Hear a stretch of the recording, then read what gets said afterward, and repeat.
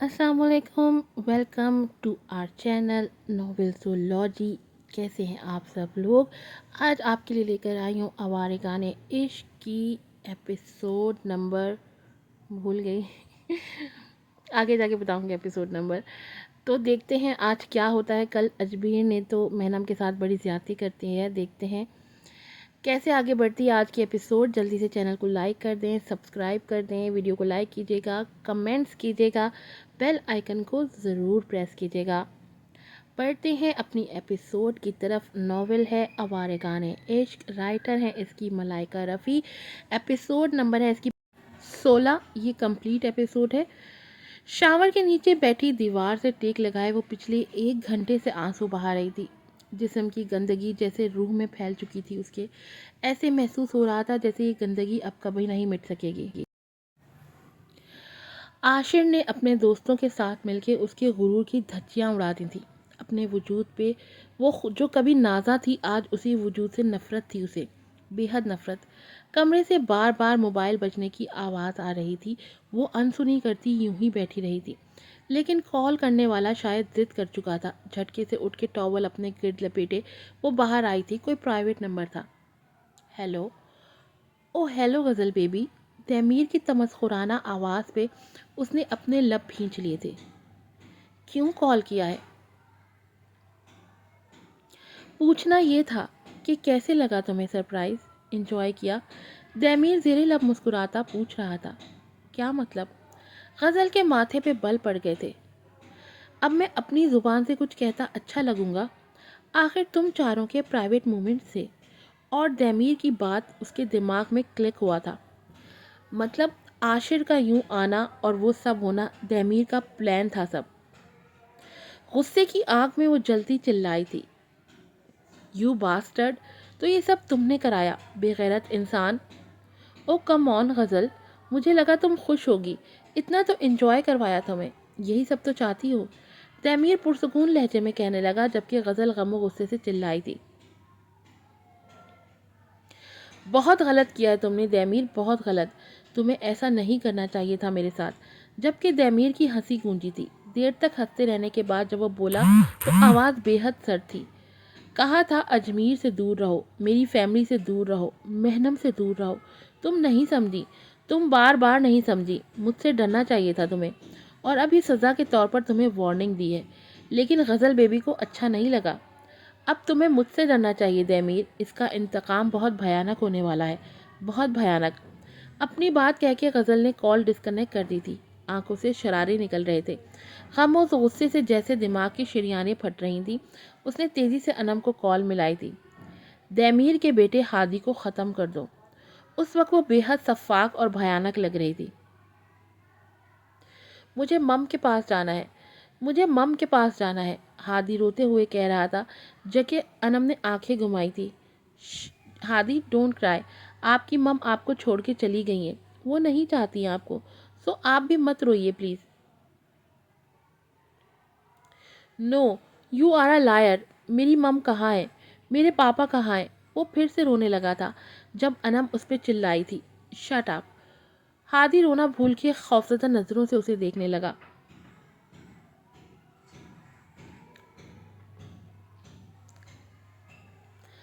मम मम पागल कर दिया है मुझे। अब आवाज़ ना आए मुझे तुम्हारी। हादी को वो बहुत ख़तरनाक हद तक डरावनी ही लग रही थी। उससे आज तक किसी ने इस अंदाज में बात नहीं की थी। अनम ने खुद कभी उससे इस अंदाज में बात नहीं की थी। वो हमेशा मोहब्बत और नरमी का बर्ताव करती थी उससे, और आज उसे अपनी सांस उखड़ती महसूस हुई थी। तभी उखड़ी सांसों के साथ वो बमुश्किल गहरे गहरे सांस लेने की कोशिश करने लगा, जबकि अनम बेरहमाना नज़रों से उसे देख रही थी। क्या हुआ हादी? सांस नहीं आ रही है क्या? ओह, तुम्हें अपना इन्हेलर चाहिए, लेकिन मैं तुम्हें तुम्हारा इन्हेलर नहीं दे सकती। जानते हो क्यों? छोटा सा हादी अपना सीना मसलता बेबसी से उसे देख रहा था। सांस लेने की कोशिश में वो नन्हा सा वजूद हलकान हो रहा था। क्योंकि तुम्हें इन्हेलर नहीं मिलेगा तो मुझे पैसे मिलेंगे। जानते हो ना दौलत कितनी ज़रूरी है मेरे लिए। वैसे उस गज़ल से मुझे कोई ख़ास नहीं मिलना, बट फिर भी कुछ तो मिल ही जाएगा। सो कम, اس کا بے جان ہوتا ہاتھ تھام کے اسے کھینچتی ہوئی وہ واش روم کی طرف گئی تھی اور شاور آن کر کے اسے شاور کے نیچے بٹھا کے وہ مسکراتے ہوئے پیچھے ہوئی تھی. You will feel better now. Hadi وہیں بیٹھا کانپ رہا تھا. چہرے کی رنگت نیلی پڑ رہی تھی. موبائل پہ کال آ رہی تھی جو دمیر کی تھی. موبائل کان سے لگا کے مسکراتی نظروں سے وہ ہادی کو دیکھنے لگی. ہیلو دمیر سر. ہیلو انم، ہادی کیسا ہے؟ دمیر جلدی سے ہادی کا پوچھنے لگا. جب سے وہ نیو یارک بزنس میٹنگ کے سلسلے میں گیا تھا تب سے اسے بار بار ہادی کے لیے پریشانی ہو رہی تھی. بالکل ٹھیک ہے ہادی، سو رہا ہے. ہادی کو شاور کے نیچے لیٹتے دیکھ کے وہ مسکرا رہی تھی. مہنم نہیں آئی؟ ڈوبتے دل کے ساتھ وہ سوال کر رہا تھا. نو سر. ٹھیک ہے، ہادی کا خیال رکھو، میں شام تک آ رہا ہوں. دمیر کی بات پہ وہ چونکی ضرور تھی لیکن پرسکون ہی رہی اور پھر کال ڈسکنیکٹ کر کے آگے بڑھ کے اس نے ہادی کو اٹھایا، کمرے میں لا کے اسے جلدی سے انہیلر کروایا، اس کے کپڑے تبدیل کروائے. اس کی سانس تھوڑی بحال ہوئی تھی. تبھی ہچکی لیتے ہوئے وہ سانس لینے کی کوشش کر رہا تھا. مم مم وہ سسکا تھا. جب انم نے اسے آنکھیں دکھائیں تو وہ چپ کر گیا. انم نے اسے بیڈ پر لٹایا اور پھر اس کی گردن کو دبوچ کے اس کی آنکھیں دیکھنے لگی. اگر کسی کو کچھ بھی بتایا تو پھر سے انہیلر نہیں دوں گی. Got it? وہ تقریباً غررائی تھی اور ہادی خوف زدہ نظروں سے اسے دیکھنے لگا جبکہ انم ہلکا سا مسکرا دی تھی. اب سو جاؤ. نرمی سے اس کا چہرہ تھپ تھپاتی وہ اٹھ کھڑی ہوئی تھی. اس پہ کمفرٹر ٹھیک کر کے اب وہ کمرے سے باہر نکلی تھی جبکہ ہادی ڈرتے ڈرتے سسکیاں لینے لگا کمفرٹر کے نیچے ہی. مم مم وہ بے حد خوف زدہ تھا. تبھی بیڈ سے اترنے کی بھی ہمت نہیں تھی. کبوتر کی طرح آنکھیں بند کر کے وہ خود کو بچانے کی کوشش کرتا کانپ رہا تھا. لوگ اتنے ظالم کیسے ہو سکتے ہیں؟ مجھ سے یہ پڑھنے میں بھی مجھے تکلیف ہو رہی ہے. ہادی کہاں ہے؟ وہ گھر میں داخل ہوتے ہی ادھر ادھر دیکھتی آگے بڑھی تھی جب انم اس کے سامنے آ کے کھڑی ہوئی تھی. آپ ہادی کو نہیں لے جا سکتی. کیا مطلب؟ ہٹو سامنے سے. مہنم نے تیوری چڑھا کے اسے دیکھا تھا. تیمیر سر ہادی کو اپنے ساتھ لے گئے ہیں. انم نے جلدی سے جواب دیا تھا. کیا کہاں؟ ہٹو سامنے سے. ہادی ہادی. انم کو پیچھے دھکا کے دے کے وہ ہادی کو پکارتے آگے بڑھی تھی. میم میں بتا رہی ہوں ہادی نہیں ہے. تیمیر سر اسے اپنے ساتھ لے گئے ہیں. انم پھر سے اس کے پیچھے آئی تھی. What the hell? کہاں لے گئے ہیں میرے بیٹے کو؟ وہ چیخ ہی پڑی تھی جبکہ انم نے نظریں چرائی تھی. تیمیر سر نے یہ بھی کہا ہے کہ آپ کو اندر آنے کی اجازت بھی نہیں دینی چاہیے. مہنم نے لب بھینچے ادھر ادھر دیکھا تھا. دھوکا، پھر سے دھوکا، پھر سے. اس کا دل جل رہا تھا. اس کا بیٹا دور ہو گیا تھا اسے. تیمیر اسے نہ جانے کہاں لے گیا تھا. شوہر زانی بن گیا تھا اور وہ خود وفا کی کرنے کی خواہش میں بد کردار کہلائی گئی تھی. ایک بار نہیں بار بار. میم کیا ہوا ہے؟ آپ کیوں چلی گئی تھی؟ اور تیمیر سر کیوں یہ سب کر رہے ہیں؟ آپ تو اجمیر سر کی وائف ہے نا. کچھ ہوا ہے کیا؟ ہادی آپ کا بیٹا کیسے؟ انم کہہ رہی تھی جبکہ مہنم خاموش کھڑی تھی. وہ کیا جواب دیتی؟ کون تھی وہ؟ ایک بھکارن، استعمال کر کے پھینکا جانے والا کھلونا، یا انسان؟ وہ اس لمحے کچھ نہیں تھی. وہ اس لمحے تو انسان بھی نہیں تھی شاید. کٹ پتلی کا ناچ ناچ کے وہ ابھی ایک کونے میں پڑی ہوئی وہی گڑیا تھی جسے دوسرے ناٹک تک اب کوئی ہاتھ نہیں لگانے والا تھا. وہی مٹی اور گرد میں پڑے رہنا تھا اس نے. تھکے تھکے قدم اٹھاتی وہ وہاں سے جا رہی تھی. دل میں طوفان برپا تھا. وہ ہار رہی تھی. وہ زندگی سے ہار رہی تھی. وہ خود سے ہار رہی تھی. وہ ہر جنگ ہار رہی تھی. محبت، وفا، مان، یقین سب ڈگمگا گئے تھے. مرد پہ یقین ختم ہو گیا تھا. ایک مرد نے کہا تھا میری بیوی بد کردار ہے. بنا کسی سوال کے اس عورت کے ہاتھ میں اس کی تذلیل کا پروانہ رکھ دیا. جبکہ دوسرے مرد نے دوسری عورت کو اپنے بستر پہ لا کے اپنی بیوی کی تذلیل کی. تو یقین کس پہ کیا جائے؟ اس کے قدم ڈگمگا گئے تھے لیکن خود کو سنبھالتی لڑکھڑاتے قدموں میں وہ چلتی ہوئی اس گھر سے جا رہی تھی. اور وہ بیٹا، اس کا بیٹا ہادی، آنسو متواتر بہہ رہے تھے۔ وہ اپنے ہادی کو کھو چکی تھی، وہ خالی ہاتھ تھی۔ آج مہنم مکمل خالی ہاتھ تھی۔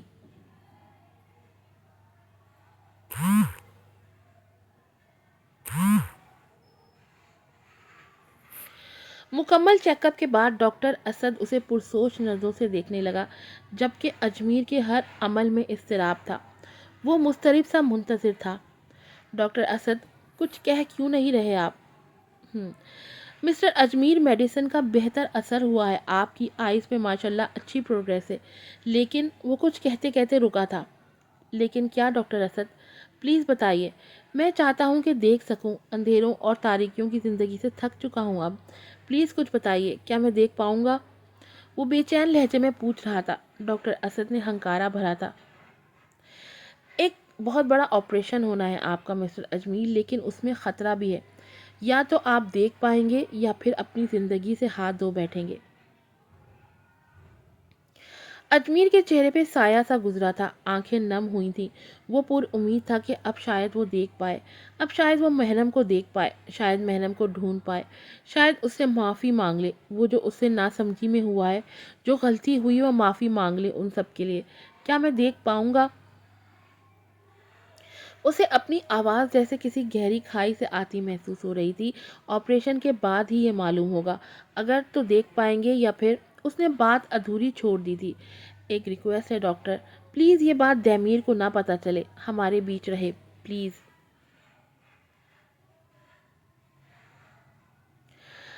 اجمیر کو سوچتے ہوئے کہنے لگا، آپ کے بھائی کو اس بات کی خبر ہونی چاہیے مسٹر اجمیر۔ ڈاکٹر اسد اسے سمجھانے والے انداز میں کہنے لگا۔ پلیز ڈاکٹر، پلیز، جبکہ اجمیر کی اپنی ضد تھی۔ Okay mister Ajmer, doctor Asad رضامندی کا اظہار کرتا بولا تو اجمیر کے چہرے پہ ہلکی سی اداس مسکراہٹ پھیلی تھی۔ تھینک یو، لیکن ایٹ لیسٹ آپ کی وائف کو تو، اسد نے پھر سے کہنا چاہا تھا۔ شی از نو مور۔ اتنا کہہ کے اجمیر اپنی جگہ سے اٹھ کھڑا ہوا، جبکہ ڈاکٹر اسد حیرت سے اسے دیکھنے لگا۔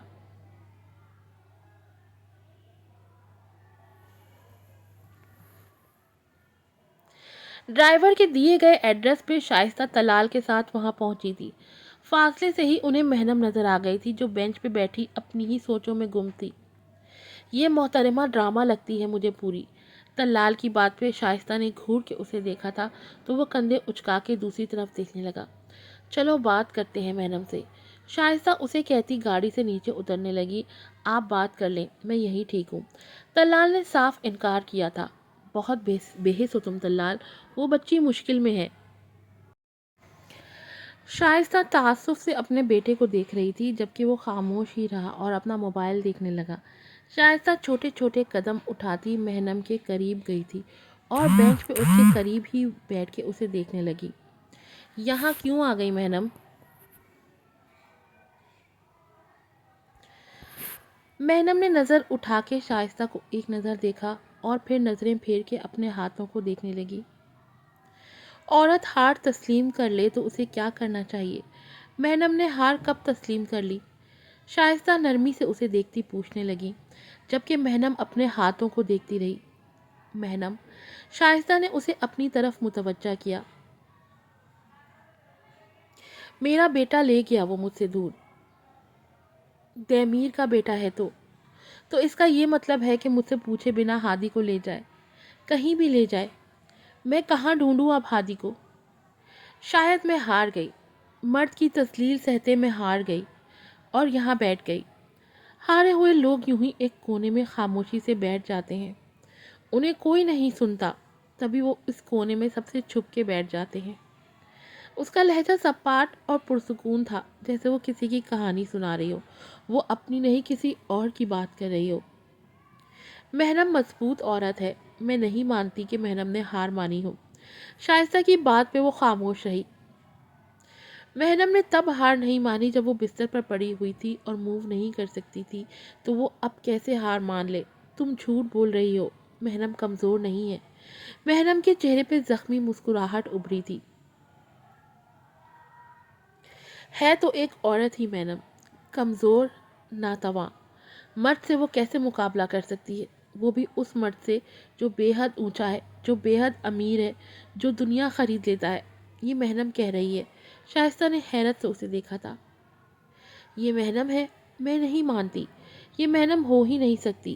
محنم ایسا نہیں کہتی، محنم ایسا کبھی بھی نہیں کہتی۔